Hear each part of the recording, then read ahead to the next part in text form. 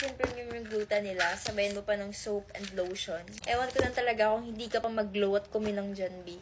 Kaya pala ang puti mo.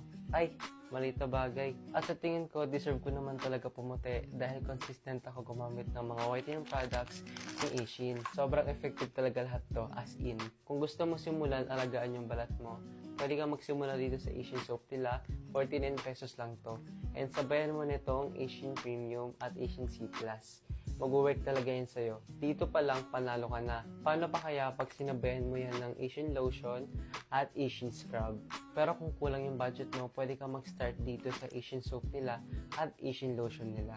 Dahil ang Asian soap nila meron ng alpha-arbutin, rose hips, goat milk extract, at white tea extract. Ganon din sa Asian lotion nila. Merong rose hips, SPF 30 na rin to, need mong gumamit ng lotion para di masira yung skin barrier mo. Kagandahan sa lotion nila guys, meron na tong SPF 30, rose hips, at alpha-arbutin. Kaya puputi ka talaga dito pa lang sa lotion nila.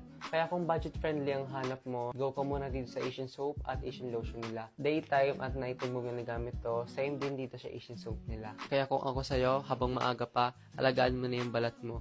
Yun lang, bye-bye!